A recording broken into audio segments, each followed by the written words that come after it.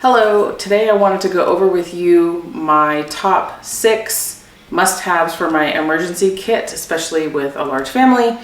But this is not just a regular emergency kit, this is a natural holistic kit that you can make at home. It's what I do, I make these products at home, and they're things that I have found over the last several years that have become very, very needed with children.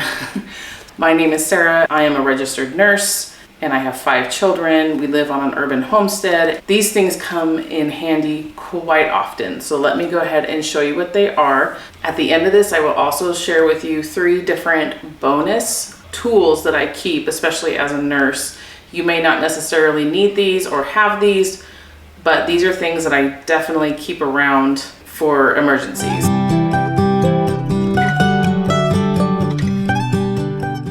One of my first and foremost things that I always have on hand, whether it be in the diaper bag or in my purse, probably not the car, or just in my medicine cabinet, is this boo-boo salve. This is a lifesaver.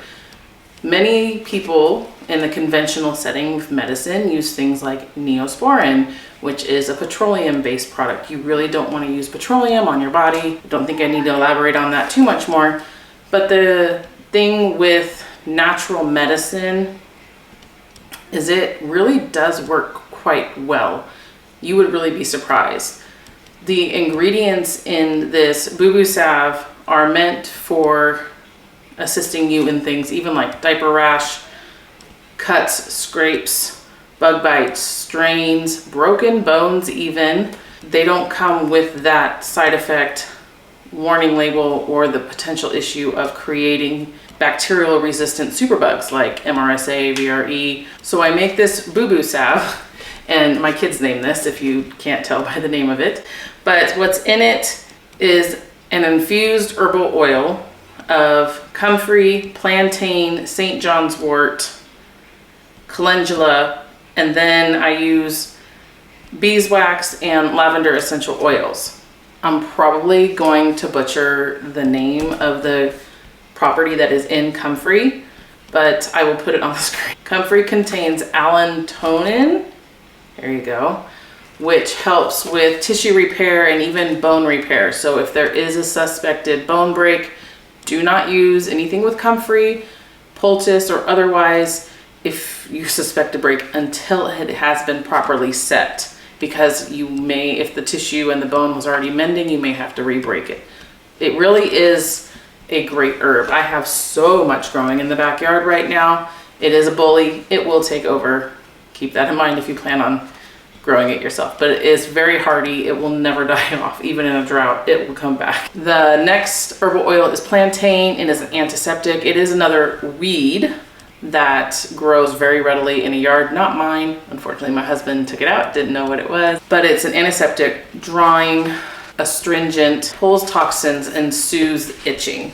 So this is great for, like I said, bug bites. This is just an all-around salve. Calendula infused oil, obviously it's great for the skin. It's also healing. Lavender essential oil is good for burns. It has a mild analgesic, mild pain is what I mean. And it smells great, so it can also help relax you. Those are the main ingredients within the boo-boo salve.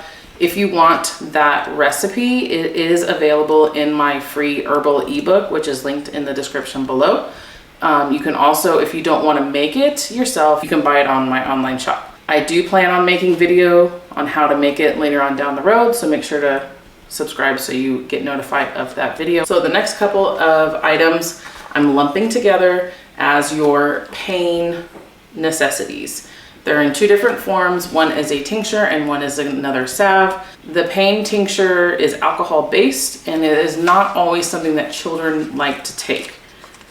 I take it personally for headaches, migraines, if I'm having some joint pain, back pain. It's more of a systemic problem, not just an acute one area problem. And then the salve I use to put directly on just one little area. So the Nature's Pain Relief is the tincture, and it is super helpful because it has willow bark, feverfew, and California poppy. And I know you just heard the word poppy and you're probably like, wait, what? You're gonna give me drugs? No. California poppy is a member of the opium family, but it does not have those hallucinogenic effects, and it is nothing like a narcotic.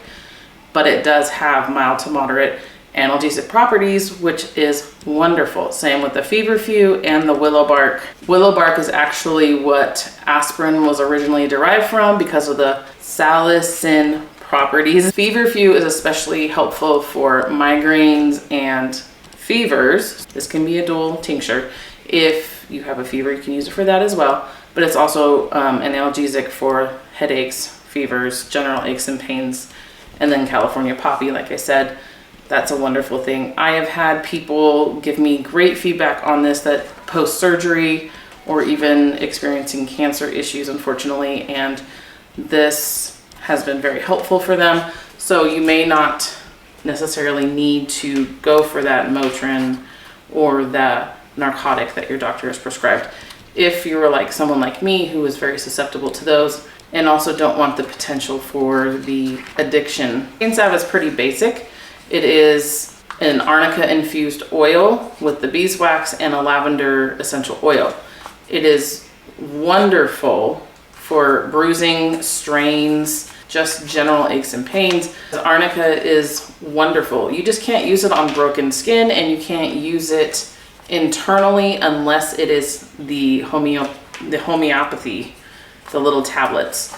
Arnica tinctures are not safe. They can actually cause cardiac arrhythmias. Arnica is wonderful, but you need to use it topically. Both of these are also available on my online shop. I'll link these below. I do have the pain salve recipe in my blog, which I'll also link below if you're interested in that, if you would like to make it yourself. And I will be doing a video for these as well, the drawing salve.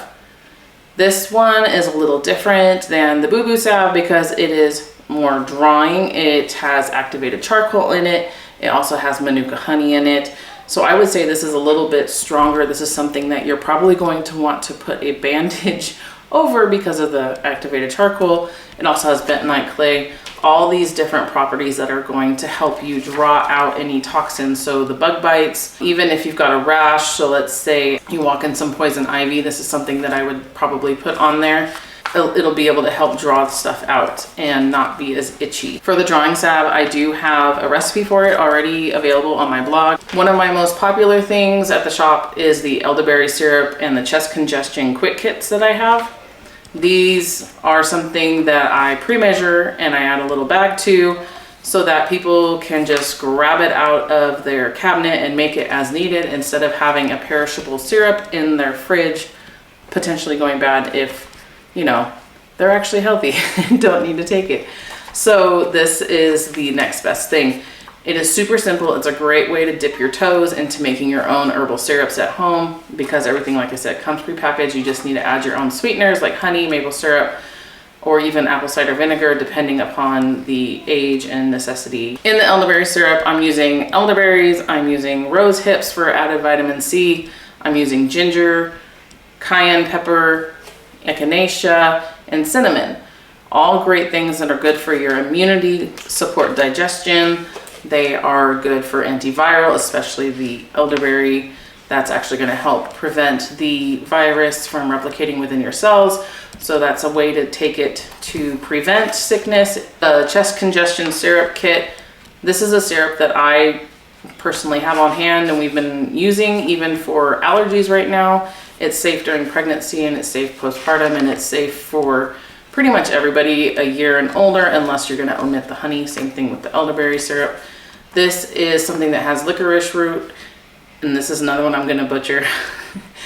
L-campaign and ginger and cinnamon bark. The licorice root will help soothe the throat and it helps with the inflammation that's happening. The L-campaign, that is the main ingredient that's going to be clearing up the phlegm, helping you expel it, and also help drying you up. Basically a little bit in your sinuses, but really when you have that postnasal drip and it's getting into your lungs, that is the herb that you're going to be wanting. I have taken this when I've had the really bad cold that goes around and it feels like it's just stuck there. I take it and it dries it up and then I can breathe again and it's wonderful. So it's definitely something that I recommend having on hand during the cold and flu season.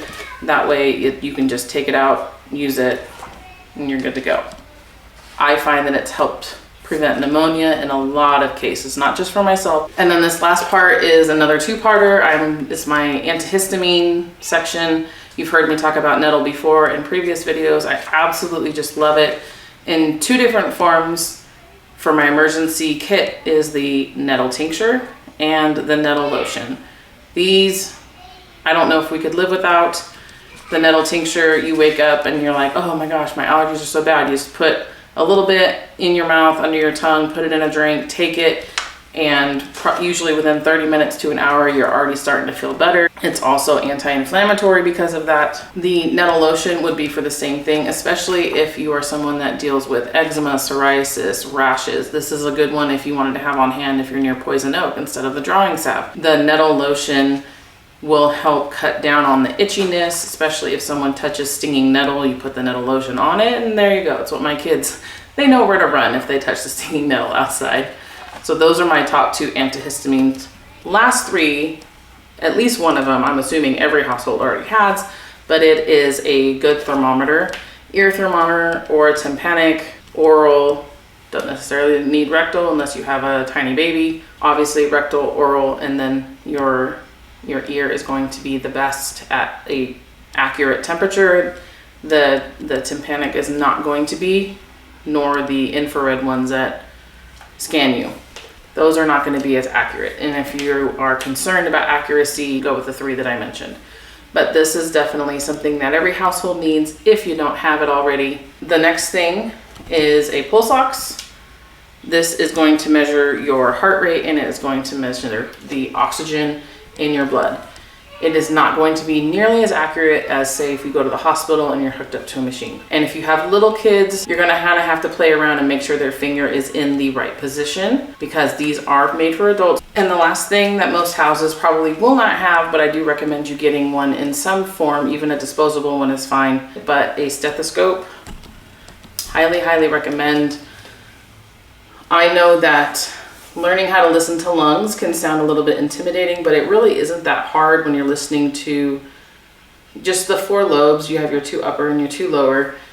And if you start practicing with it and listening to other people while they're seemingly healthy, when they start getting sick and you listen to them, you'll have a memory of what they sounded like. And you'll know if it sounds a little compromised, especially if they're wheezing and you can hear it. Just something for peace of mind. That could just be the nurse in me, but I do recommend getting a stethoscope, learning how to use it, practice how to use it. It's really not that hard or difficult with lungs, even with bowel sounds, which can be a separate video. I think the more empowered in education and self-sufficiency that you are, the better medical decisions you can make for yourself and for your family. I do hope you found it helpful what my top 6 natural and holistic items to have in my emergency kit are. There's obviously a lot more, but these are just my top 6 if you're starting out and want to start somewhere. Pick and choose what your favorite ones are and just learn about them, make them yourself. You can buy them from me, you can buy them from other people. Just start. If you're interested in more, for specific ailments or anything, leave me a comment below and I'm happy to see if there's something I can think of for you or if there's something that I can point you in the direction of. I do plan on doing more videos on how to make these things, like I said before, or if I already have a blog post, everything will be linked below in the description for you. I also have a separate cart emergency kit that is both holistic and conventional medicine. If that is something that interests you, let me know about that in the comments as well, and I'm happy to share that with you. Otherwise, I will see you in the next video. Bye.